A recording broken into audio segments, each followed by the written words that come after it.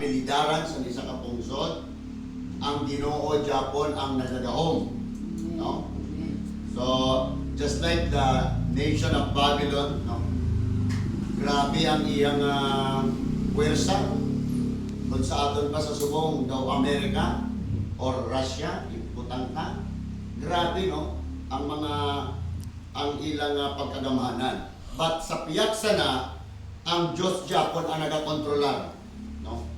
The same sa aton as humans. Bisan ano pa kagamhanan naton or ano pa ka maayo naton or ano pa kamanaot naton, ang Diyos Japon ang nagagovern. Ang Ginoo Japon ang nagakontrolar, no? Sa tag sa may mga kabuhi. So muna ang pagka-sovereignty sa aton nga Ginoo. Babylon, though used by God as a golden cup to punish others, it is not exempt from judgment for its own sins. No? So makita man natin ang Babylonia gingamit man sang Ginoo para pag pilitin siya sa iban. No? Kabalo ka ang Ginoo kung kasa damo sa ways, kung kasa hindi nato naintindihan. No?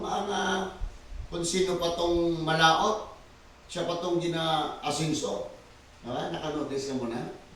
No? Pero kita yan, mga believers, daw pulaw bugtaw, daw halos tanan kayo ang ginimo na po. Pero nga daw kapurapot siya po. Hindi natin matungkad ang kaalam kang plano sa Diyos. Just like this Babylon, no? Ginulipon ang Judea, ginulipon ang Jerusalem. Daw maka-conclude ka ba na diin na ang hustisya? Di ba? Pero sa piyaksa na, ang Ginoo Japon ang nagakontrolar sa tanan because si sovereignty.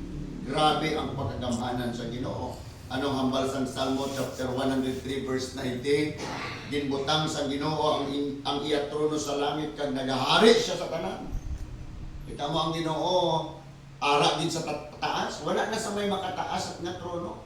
Tanan nga trono diri sa kalibutan under Japon sa trono sa Dios. Kaya ang trono sa Diyos, wala diri sa kalibutan. Ang trono sa Diyos, harap sa babaw. Amen. Amen.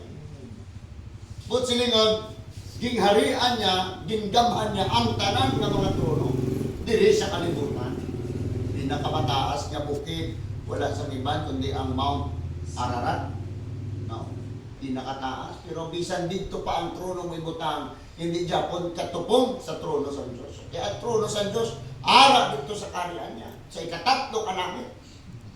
May iba nagambal na hindi lang kuno tatlo ang langit. Pabayaan ka na sila kung pila ng langit nila. Importante ang hambal sa Ginoo kundi si Jesus Christ dito ta. Amen. Amen. Kundi ang trono ni Kristo dito ta. Amo na siya ang kaayo sa Ginoo. Sa Ephesians chapter 1 verse 11, ang tanan nga butang ginahimo sang Dios. Suno sa iya plano kag kabubuton. Kag sunod sa iya nga plano sang una pa, ginpili niya kami o ginpili niya kita na manginiya sa amon paghiusa kay Kristo. Kita mo na. Sang una pa, ginhimo na sa Diyos ang langit. Amo na ang pagkagamahanan sa Ginoo. So that's the reason ko maintindihan sang tao, sang mga leaders, sa mga bantugan, no? Or bisan sino pa pungsod or tao, kung maintindihan niya ngang iya gali nga gahom wala nang sa kulumingking sa Dios, hindi siya makapabugan. Hindi siya makahari-hari diri sa kalibutan. Kung naintindihan niya nga ang iya nga gahom, ang iya nga kabuhi kontrolado sa Ginoo. Amen. So mo na ang pagkagamhanan sa Ginoo. So sini nga chapter 51 sa Jeremiah ginapakita sa aton kung ano kagamhanan ang Diyos. The same time sa pungsod of Babylon, ginpakita sa Ginoo kung ano kagamhanan ang Diyos. Sini nga mga pungsod.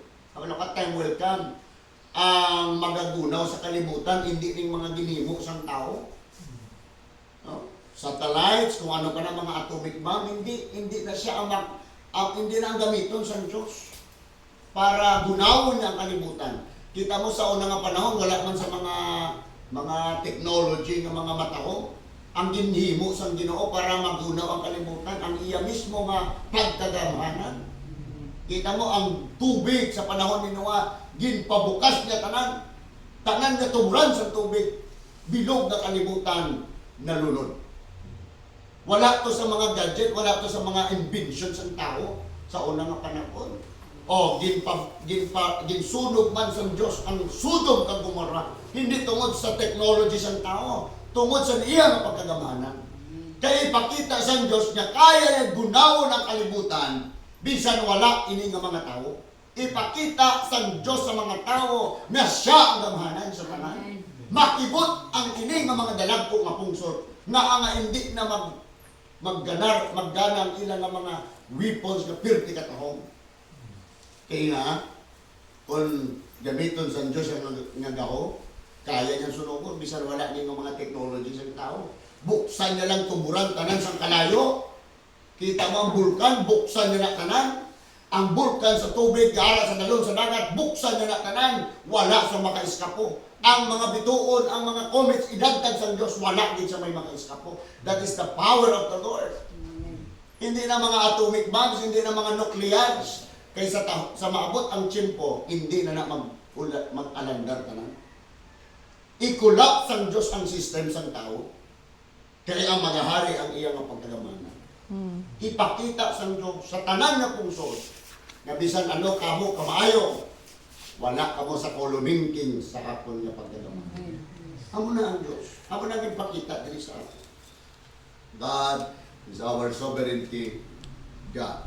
Then, another lesson natin na makita is the judgment and pride and oppression.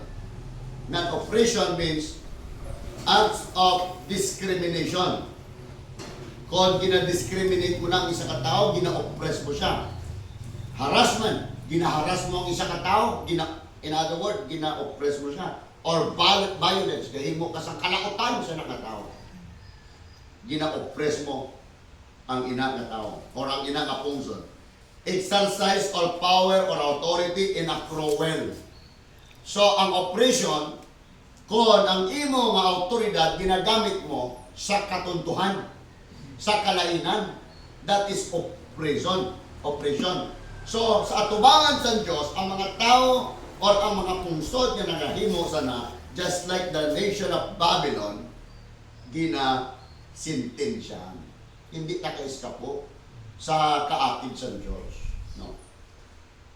Babylon's fall and punishment for its immense arrogance and oppression of God's people. Makita